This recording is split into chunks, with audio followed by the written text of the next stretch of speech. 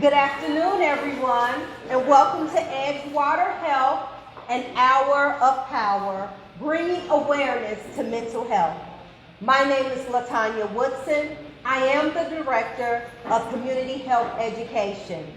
I would like to thank each and every one of you for joining us this afternoon as we continue our weekly discussions in recognition of mental health awareness.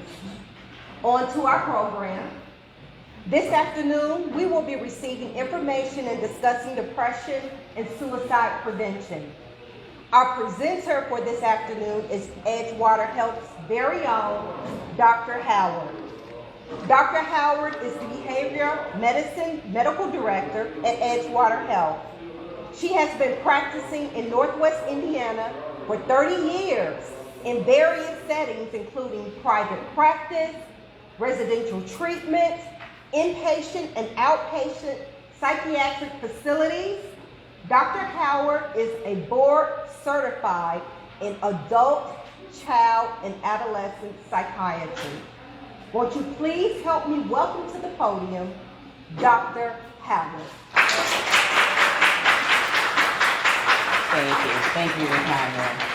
I am here today actually with Marsha Chico, who's a therapist at Edgewater Health, and she will be presenting also. She's from the Family and Youth Department, so welcome her also. Today we are talking about a topic that's very near and dear to my heart. Depression is something that's very common. Almost all of us know someone who has suffered with this illness. I'm going to ask you to raise your hand if you have a friend who's been diagnosed or treated for depression, some sort of depression. Raise your hand if you have a family member, a child, a sister, a brother, a parent who has been diagnosed and treated for depression, any type of depression. So as you can see, it's something that affects almost all of us. It is very common. Pediatricians see it a lot. They probably see it more than we see it in behavior medicine. Family practitioners see it a lot. Internal medicine doctors see it a lot. And then we see it in behavioral health. But usually people present to those other settings before they come to us. So we want to know it can be present in a lot of different settings. Depression, we're not going to talk about all the different DSM-5 diagnoses of depression because we don't have enough time to talk about all those. We're talking about depression in the generic sense, more like major depression, rather than seasonal affective depression or postpartum. We're talking about major depression, things like that. How common is depression?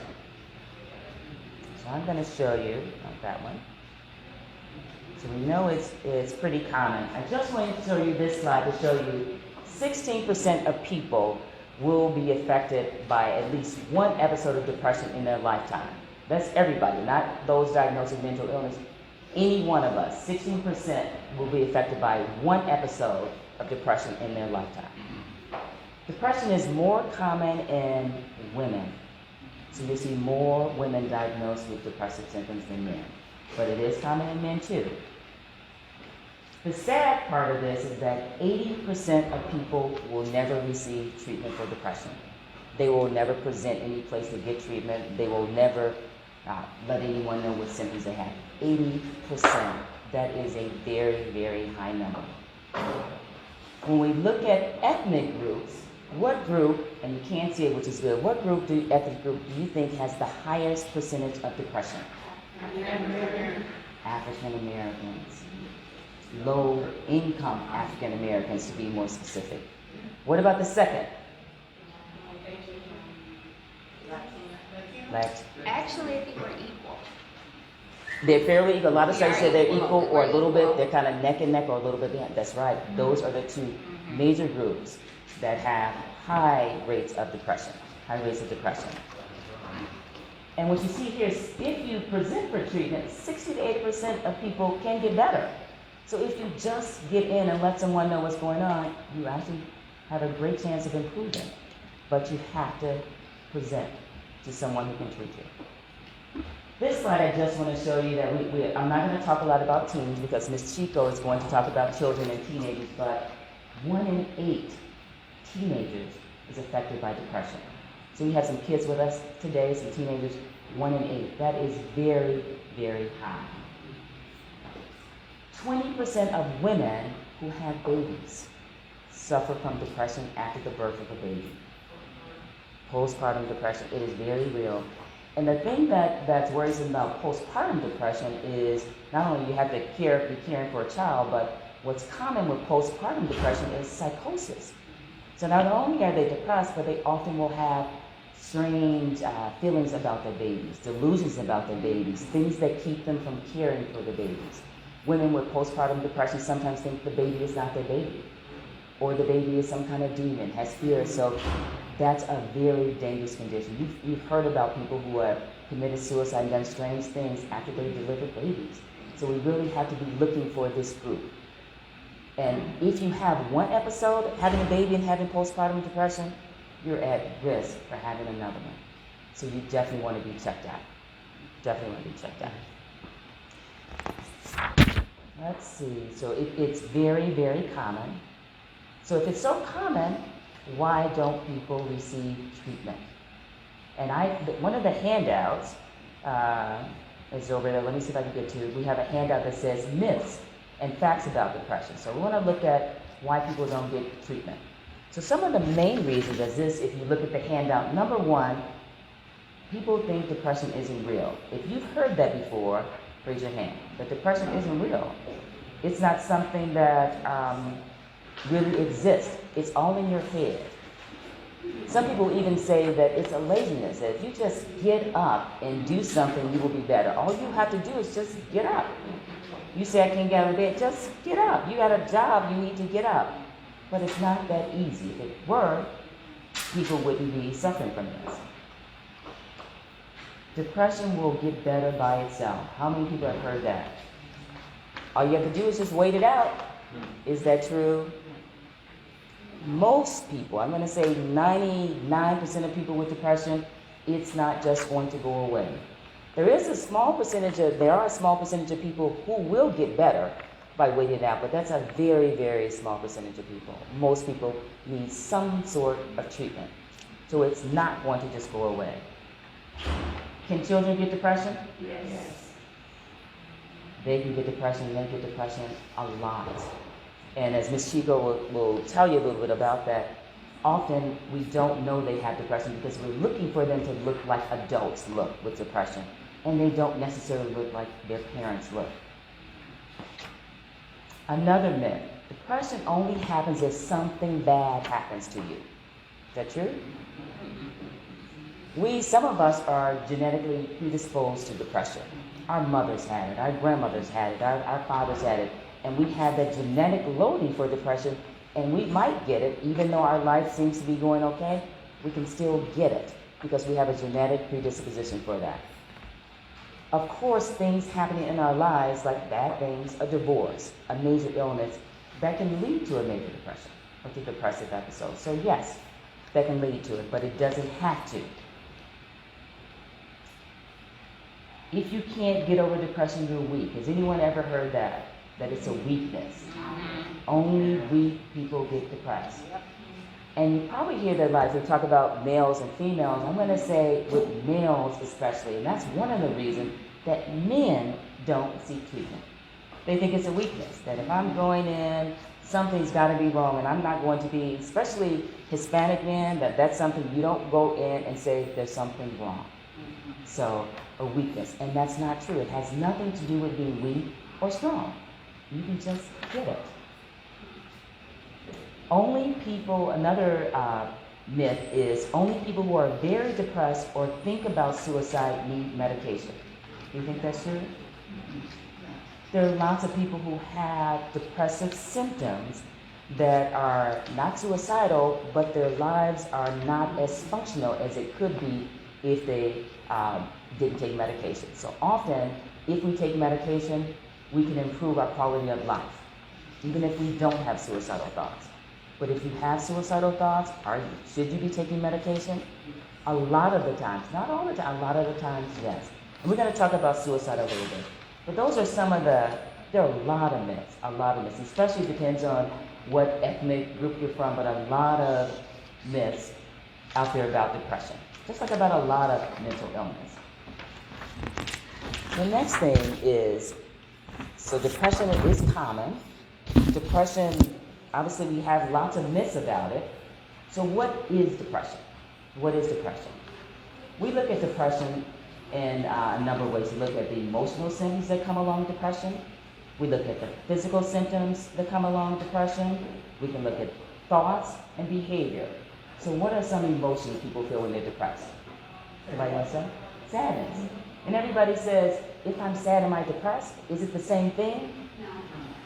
And sadness is, all of us will experience some sadness, but we're talking about profound sadness is depression. Profound. Not just you having a bad day, it's profound sadness. What are some other emotions? Tempered, I mean, it could be irritability, mood swings. And one thing that we hear often is, I have mood swings, so I must be, this is an aside, I have mood swings, so I must be bipolar. If you have mood swings, does that mean you're bipolar? No. Regular old depression, your moods change. And so it's common to have changes in your moods with just depression, not just manic depression. One of the things that's not up here that we see with emotions is we talk about people feeling sad, anxious, guilty, but do people ever have no feelings? You ever heard of people with depression have no feelings? And we call it anhedonia, that they don't feel anything. And that's a symptom of depression, not having any feelings. Some of the thoughts we have. People are very critical. We even have a disorder people say it's dementia-like. When you're depressed, that you can almost seem like you have dementia. It's like, what? I can't make decisions. I can't seem to remember things. I can't keep things right. It can be associated with depression. And with treatment, that changes. People say, oh my God, it changes with treatment. But there is a dementia-like syndrome that can come with depression. Thoughts of suicide is the one that we're going to talk about soon, because that's the dangerous one. That's the one we all worry about, is when someone wants to end their life. And so thoughts of suicide are very common with depression. Almost 50% of patients or more who have depression have thoughts of suicide. Physical symptoms. Do you have people have physical symptoms with depression? What kind? Very tired. Loss of appetite. What about, people always say, do you always lose your appetite with depression? You can have that. It can actually go up and down. You can have an increased appetite, decreased appetite, or both. It's a change in your appetite. Some kids who get depressed binge, and some adults too. They go from binging to not eating. So any kind of appetite disturbance or sleep disturbance. Sleeping too much or sleeping too little. Waking up all the time. And actually another one in there is bad dreams. People with depression often have bad dreams. They're thinking about really unusual things. So a lot of the physical symptoms of depression, under there they have physical as substance abuse, but I actually like that under the behavior category. People who are depressed will abuse substances. So if you were a drinker, you might drink more. If you use marijuana, you might use it more, or you might start to use it. Why do you think people might use substances when they're depressed? Escape? It makes them not feel anything. It makes them feel better. Sometimes it's that they feel better temporarily. And that's what we always tell people. They say, well, this makes me feel better. Temporarily, you feel better. But substance abuse is very, very common in depression. Is there a self-harm aspect to that too? Yes. With some people, yes. With some people, yes, there's a self-harm to that. Changes in physical appearance. What happens when people who are depressed with their physical appearance? Disheveled. Somebody normally gets up, they like to put on makeup, they like to do their hair, they no longer start doing that. If you have a friend who used to do that and all of a sudden they stop, you want to know it's something going on. Your hair is not combed, your clothes, they don't take showers. People who are really depressed don't even want to take a shower. They don't want to clean themselves. They don't do that sometimes because depression it's such a weight. Everything they do takes so much effort that they'd rather not do it. So when you start to see that, you start to get worried. So these are things you see them, you're a little bit worried that that's happening. And especially if it's a change. If you normally are disheveled, but if that's not your normal routine, we start to get worried about that. So we always ask, what were you like before? We always want to know that. Neglect of responsibilities for parents. And as we said with those babies, when you deliver a baby and you're a parent, they don't take care of the kids. A new mother's not taking care of the baby sometimes when she's depressed. A mother who's not postpartum, she doesn't take care of her kids, have to go to school. The kids are getting themselves to school. They get up, they make their own food, they have to get out. Nobody is caring for them because she can't care for herself. How can she care for anyone else? So that's one we see often with depression symptoms. And one that's not on it is psychosis. That we have psychotic depression, not only postpartum depressions with psychosis, but regular depressions can have psychotic symptoms. What kind of psychotic symptoms do you think we see with people who are depressed? Any? They see things? And usually it goes along with the mood. So if you're going to hear voices, you're hearing negative voices. You are no good. They're critical of you, but you're hearing things that are not there. Kids will hear their parents talking to them, or they will see demons. You hear that a lot. When people are depressed, whatever you hear or see usually goes along with your mood. So it's all dysphoric, it's all negative, it's all dark and gloomy. But psychosis, that's another emergency. Not only is suicide an emergency in mental health or depression, but psychosis is. Because those people can do dangerous things. They can do very dangerous things. So those are some of the, as I said, there's so many, but these are the things we're looking for with people. If you have a family member or you have that, we start to get concerned when you start to have these symptoms. And it's not your regular state of mind. These are, we talked about the feeling of guilt and indecisive. People with depression, you ask them questions and they can't make decisions. And you wonder, and it's not the best time to make major decisions. So people ask me, should I get a divorce in the middle of depression? That's not the time to get a divorce. That's not the time to put your kid out. That's not the time to do something, leave your job. Not in the middle of a depression. You want to say, why don't we get you better, and then look at that decision. Suicide. As we said, one of our major concerns with depression is this symptom that we see often, too often, is suicide. We see it in adults, we see it in kids, and this is one that worries us a lot. Usually when we hear people talk about suicide, we want to know, first thing we want to know is, what are you thinking? And we have to ask the question. A lot of us are afraid to ask, have you ever thought about hurting yourself? And if you don't ask, are you ever going to get an answer? And you would be surprised how many kids or how many adults you meet for the first time will tell you the answer to that question if you just ask it. But we often do not ask, have you ever thought about hurting yourself? And then our next question should be, what have you thought about? Not everybody who thinks about suicide is in a hospital or needs to be in a hospital. So we want to know, what have you thought about? It's different to think about, God, I wish I was never born, versus let me take an overdose of pills. That's very, very different. So that's why we want to be very specific in what have you thought about. If you have a teenage child and you think they're depressed, you want to ask, have you ever thought about something like that?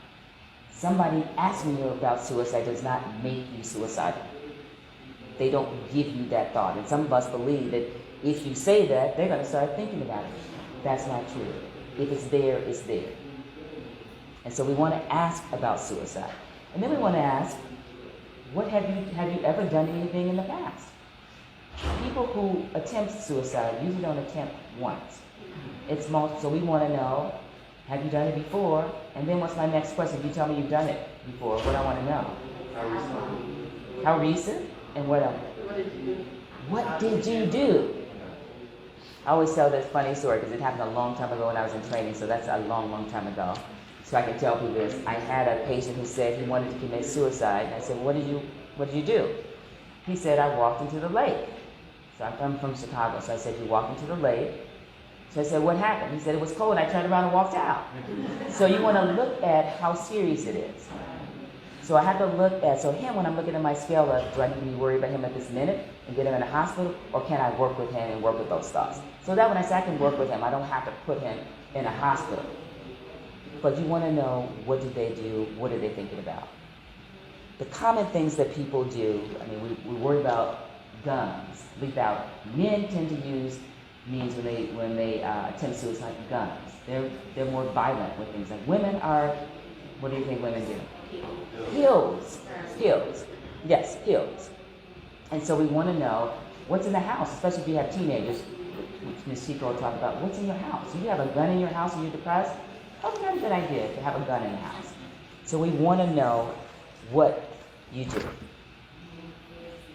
Just a few statistics on suicide. I think this is the one that I think is most important. Suicide is the 10th leading cause of death in the United States. I mean, all death, not just mental death. And for the ages of 10 to 24, it's actually right now the second leading cause of death for people between the ages of 10 and 24. And that's tragic. We're not talking about cancer. We're not talking about your hypertension, diabetes. We're talking about suicide with our young people who are taking over this planet for us. For every suicide that's completed, 25 people attempt suicide. So it's a common thing to attempt suicide. And so that's how you want to ask these kids. What you try to do? What are you thinking about? You want to find out that. It's very, very common, and it's very serious. We've seen the younger age group really be affected by this. We've seen it. This one's still talking about that age group, 15 to 29-year-olds, very high-risk group for suicide, very high. This study was done actually in, I can't remember where it was, but it talked about the means that people use. And you see guns, pesticides. Anybody think about pesticides, people trying to use pesticides? Pesticides, taking things, arsenic, I mean, things that you normally would use to kill people, use that to try to hanging. That's not usually a female thing, that's usually a male. People usually don't find women trying to hang themselves. That's usually male, I'm going to say predominantly male. But you always want to think about those things. What are some warning signs? Because we talk about suicide and how dangerous it is, we want to know what to look for. So the first thing is people talking about it. Talking about, I don't want to be here. I'm worthless. Nobody cares about me. Kids will say, nobody, or adults will say, nobody cares about me. I don't have a place in this world anymore. We're concerned about that. Behavior, what happens when people are suicidal? They isolate themselves. They withdraw. You used to be a soccer player. All of a sudden, you don't want to be on the soccer team anymore. There's something strange about that. They start giving away things. Somebody start giving away all their possessions, you're really concerned. You start giving away things. Very concerned. Researching. Now with the internet, we can look up things. How many people a lot of people research suicide means. Kids especially. Research that. That's a big one. Increased use of drugs or alcohol. That's very, when you see people doing that, we want to be concerned about those warning signs. The mood signs of suicide are just those that go along with depression. Irritable, angry, sad, humiliated. The regular old depression symptoms that make you think about suicide. But when you see people, we want to do this, I want you to see these warning signs because they're out there. It's not like people hide the fact that they're suicidal. It's very common, and they tell us in some ways. Not everybody tells you that. So people say to me, does everybody who commits suicide tell someone that they're thinking about it? No. Does everybody who make a suicide attempt go on to commit suicide? No. We have a lot of people who do things and they don't actually end up completing the process. Sometimes they want help, and sometimes it's a cry for help to do something like that.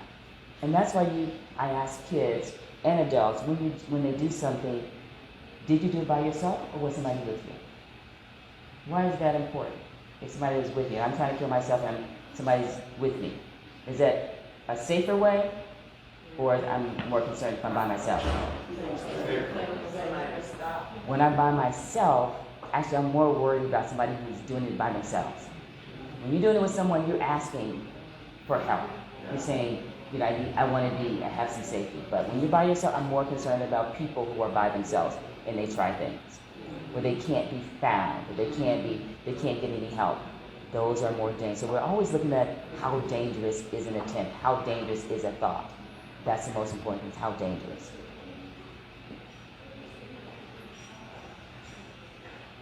So we always, as I said, this is a hot topic now with suicide. So I talked a lot about adults and depression in adults and suicide in adults. But all these things that we have in adults, can they happen in kids? And kids are a different group and a group that we really have to pay attention to because often they won't tell us things unless we ask them. And so we really need to be paying attention. So now I'm going to turn it over to Ms. Chico to talk about kids and depression. Hello, I'm Ms. Chico from Family Youth, for those of you that do not know me. So, it is kind of normal for children, adolescents, teens, to feel sad, act grouchy.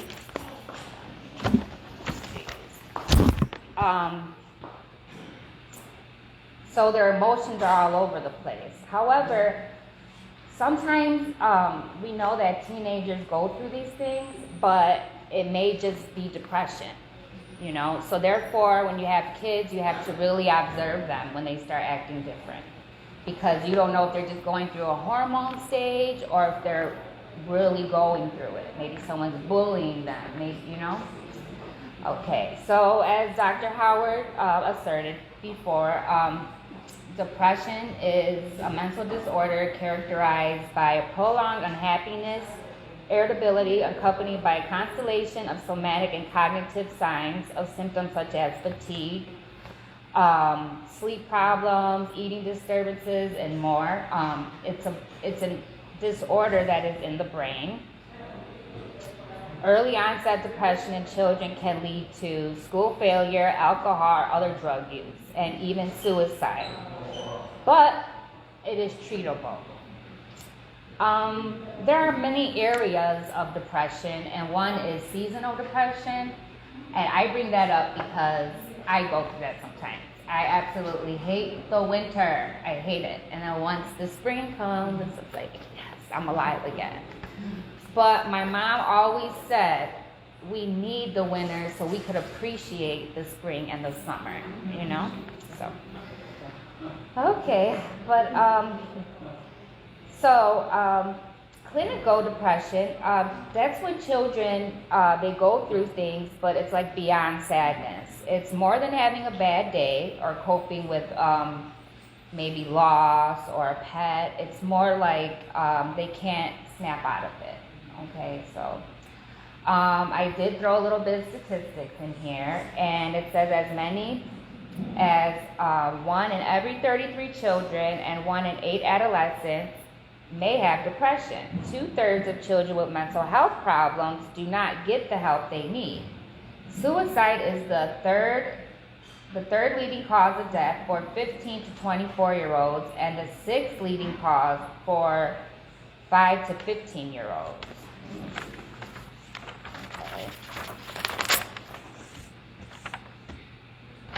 So, there are many causes for childhood depression, like Dr. Howard explained. It could be genetic, it could be, something caused a person to be depressed. Maybe they were being mistreated. There's also many misconceptions about it. There are 2 main misconceptions about childhood depression. The first actually applies to both adults and children. The misconception is that someone can just get over depression.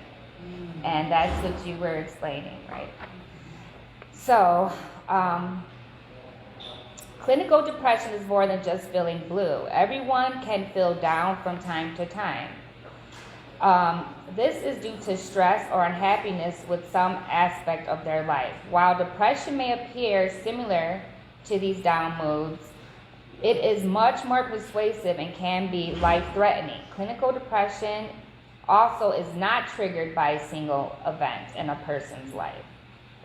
The second misconception is that children do not have any reason to be depressed.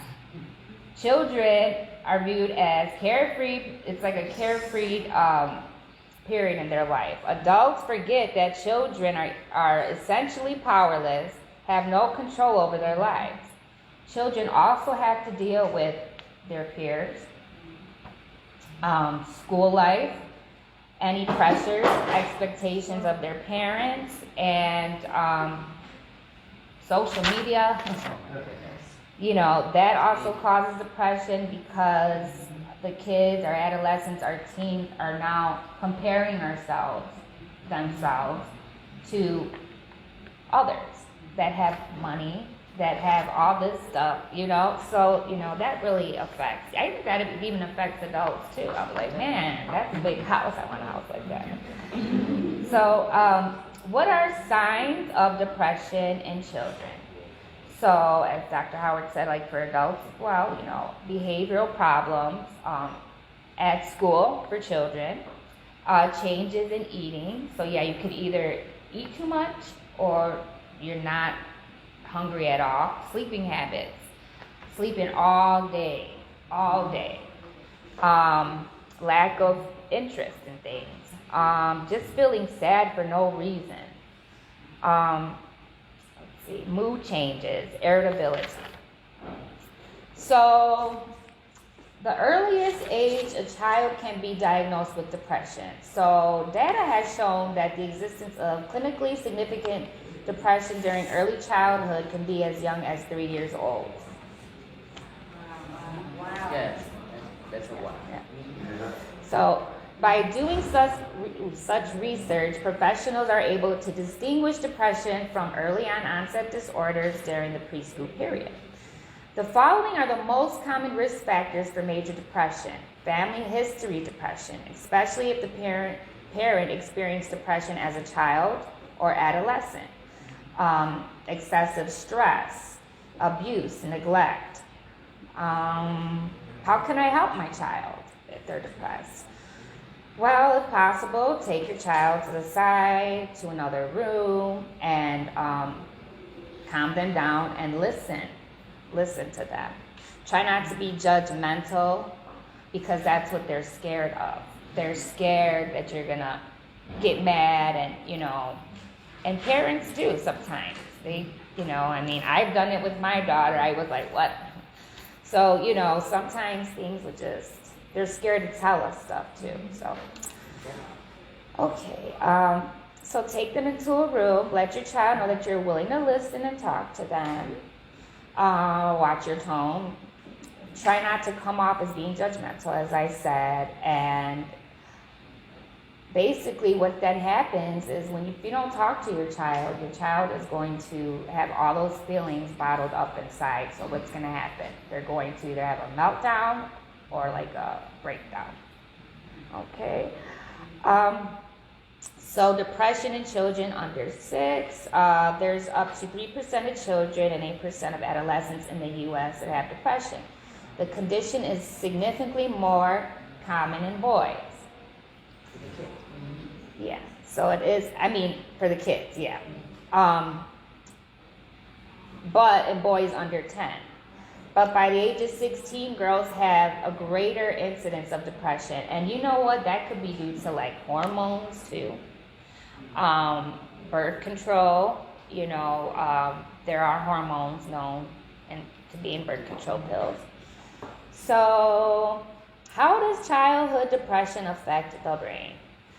So basically we have those like serotonin levels and dopamine levels. So basically,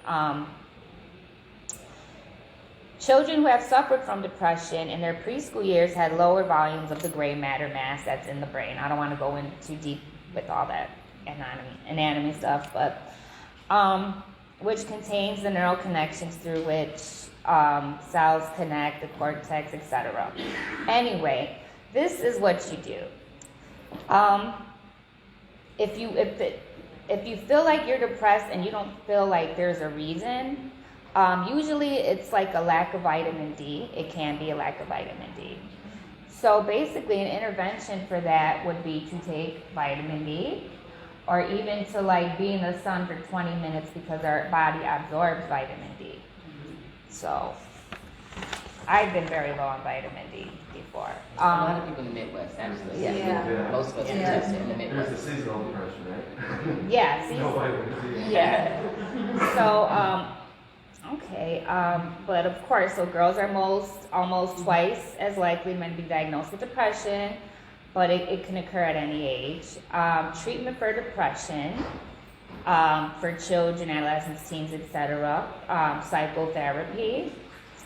Sun therapy is, what is it, sunlight? Oh, light therapy? Light therapy, taking vitamin D, medication management, but side effects are greater when a child or a teenager takes antidepressants. Yes, Right. they're definitely more That's, sensitive. yes. Side effects, wait, I'm sorry. Yeah, the side effects are greater. Coping skills, which is what I usually do with my kids. I always have coping skills because everybody needs coping skills to live through everyday life. Just ignore this anger and put depression in the middle, because there is healthy and unhealthy. Yes, look. Healthy. Oh, you know what happened to the other stuff? Oh, right here. So This is the second hand. what happened to the other one? Right here. Oh, okay, yeah, thank you.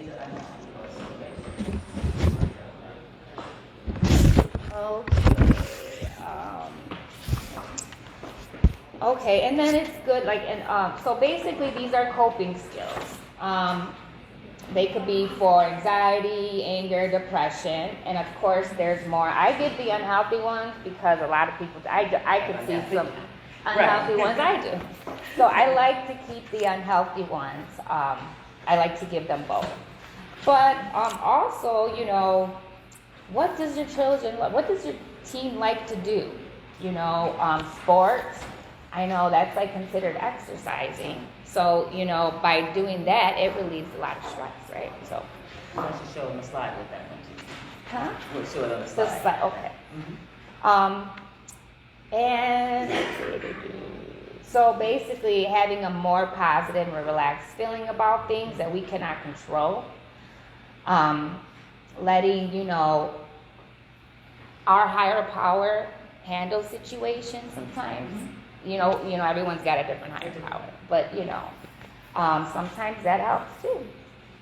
So, but I pass out the healthy and unhealthy coping skills. In addition, for diagnosis for depression, there's an assessment that we also take. It's called a PHQ. And where did that go? Did you please wait? Yeah, We'll find it somewhere. here it is.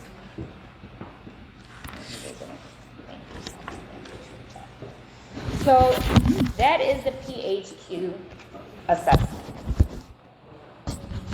And this is usually done during the intake. When you In go to the mental addition- health facility. Yes, I'm sorry. In addition to that, too, there's many hotlines out there. Say if you don't want to tell your mom and dad, even though you should, you could call what is not going to be 988 now. As of July 1st, there's not going to be that 1-800-275-TALK. It's going to be 988. So, right, so it's easy to remember, but you will be able to call that as well and get some support. So, and that's all I have. I think one other thing with parents is that we often, one other thing about parents when you're talking about kids is telling your kid they don't feel something is not something you want to do. So if a kid comes to me and says, whatever it is that they're feeling. You don't want to say, I know you don't feel like that. That probably is not going to help us get the information we need to get about kids by saying, I know you don't feel it. I'm just going to put adding to the common treatments, talk therapy, psychotherapy, brain stimulation. A lot of people have heard of ECT or electroconvulsives. They still do that, and it's still done for certain types of depression. There's also something called TMR that's done. Medication. Medication is very helpful in the right setting. Mind-body things, mindfulness, yoga, learning to relax, those things are very important. I'm just going to end with, as she said, stay active, eat right, sleep on a regular schedule, avoid alcohol and drugs, set small goals for yourself when you're depressed. Don't try to accomplish everything, anything and everything. And as we said, this number as of July 1st is going to be 988 to get some help. Yes. And you want to know that number because you want to be able to tell people. And we just want to end with this. They can't dress for you if they don't know you need it. Ask for help. And this is our biggest problem, we don't ask. Thank you. Let's give Dr. Howard and Ms. Chico a hand again. This is valuable information, not only for our clients and our patients here, but for our community at large. Because many times we see people just walking around with a smile on their face, and guess what? They're not okay. They're not okay. And sometimes it's okay to ask for help, and it's okay not to be okay. But we gotta know when to ask for help and where to go. And that's why I am so thankful for Dr. Hughes, our CEO and president, for her support in this department, in this program. But at this time, do anyone have any questions? Because I know that was a lot of information to take in. At this time, do you have any questions for Dr. Howard? Ms. Chico? And Ms. Chico? One question. If I'm not mistaken, you said Afro-Americans have the highest suicide rate now?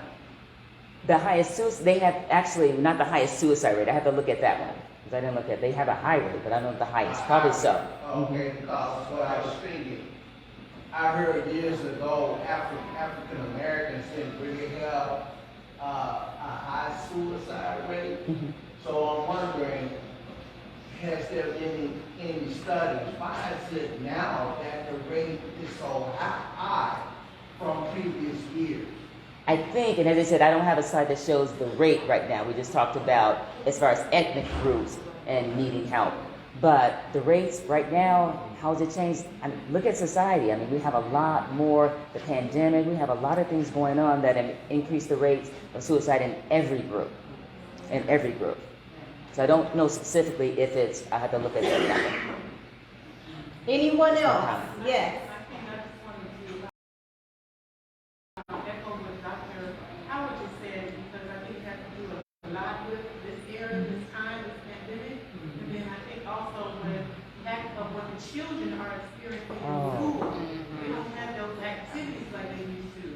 They don't have the gymnasium, they don't have craft, they don't have anything, an outlet. And now they're just busting inside. You can't run around the school. You can't talk at lunchtime. You can't do this, you can't do this.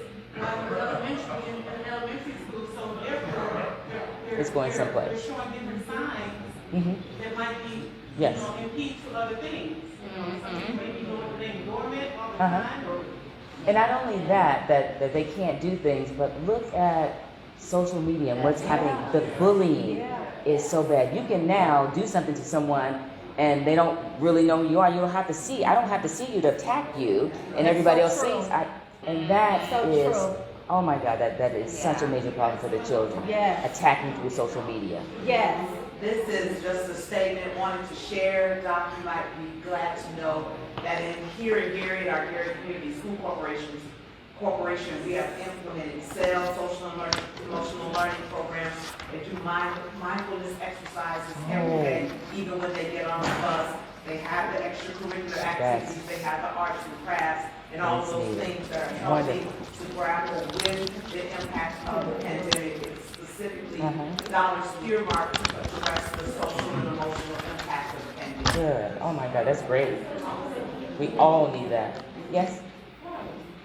Yes, sir. See, Don't forget you. I'm not in the education sphere, but I've argued just internally amongst my family with a 10-year-old at home too, who has encountered some of that, like, it's amazing to me to think that all of us in this room were on this earth when social media first appeared, and we learned how to utilize it as adults.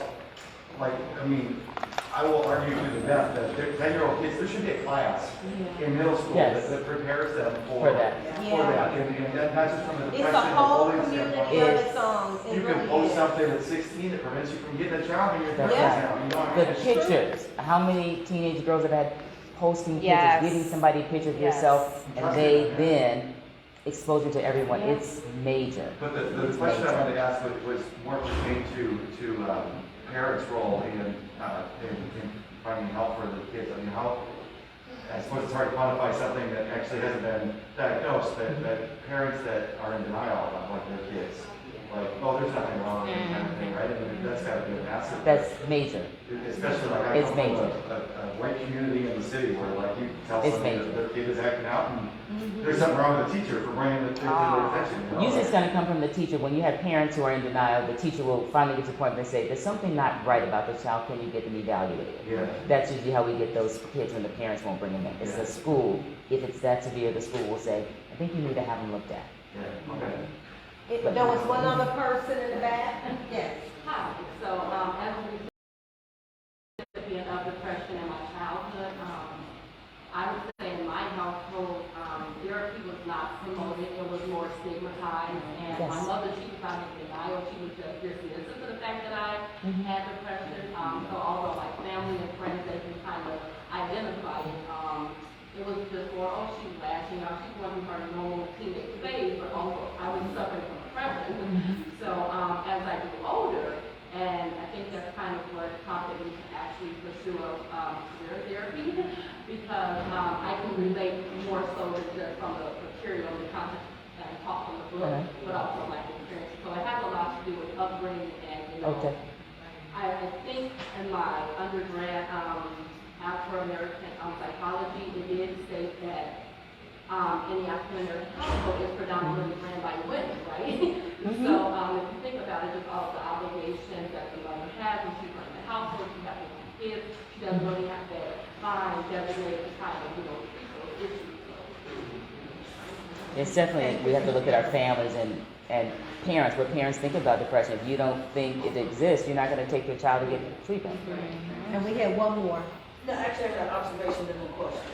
I was recently reading an article that suggested, at least my perception of death from African American men in particular, were mostly due to gun violence. What I read in this document, though, was that it was suicide, self-inflicted, was higher than Gun actual violence. suicide. Yes. Oh, Which shocked definitely. the crap out of me. That's why we said the second leading, that's behind, you know, we have other It's things. self-inflicted, so our young boys are not dying from it. I mean, they They are are, killing each other, but they're killing they're themselves actually too. killing themselves more Yes. at a higher rate than they're killing each other, which is alarming. Isn't that? The second thing is I happen to be a member of the LGBTQ community. Oh my And God. so I That's- launched a platform, my wife and I, a couple years ago, because we got a couple of calls. We've been married for 22 years with 4 children, with 6 grandchildren. And so we kept getting these calls from parents and clergy, because I'm also a clergy member, saying, what do we do? What do we do? And so we launched this platform because people out of Chicago in particular call us and say, we got all these kids, they've never seen people, LGBTQ, married this long, they can have life because they don't believe that they have any hope. Parents have thrown them out, the church has thrown them out. So do you guys have any programs in this community that offers assistance to that particular population? And that one I don't know about. I know we're working on that. We're working That- on that. We are We're definitely- working on that here. Definitely the highest. I mean, Yes. depression is very, very high. We didn't talk about different groups, but very, very high in that group. Depression, suicide, anxiety, all of that. And we do need to, we don't have a program here specifically at Edgewater, but that's something we're working on Yes. because the need is there. The need is there, we're working on it, and yes, The of need is course, there. yes, sir. Yeah, just another statement. For one thing, thank you. I really appreciate you doing that. doing this, what you're doing. I'm a probation officer, and I see a lot of stuff. Yes. Yeah. A lot of stuff. And it's really bothering me. She mentioned the statement about young black males Yes. committing suicide. And that's very alarming. But I would like to say this though.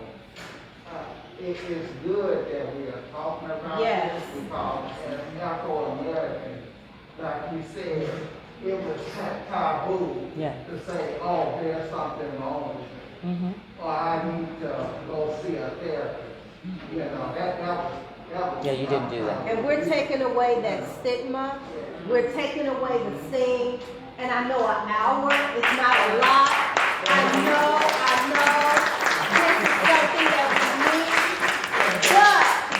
But this is the start. This is a start Yes. where we can raise the awareness of depression, of trauma, of suicide, of stress. And please, there's some stop here. We won't. We won't. Thank you. Thank you. We won't. Thanks again, Dr. Howard. This is where we end.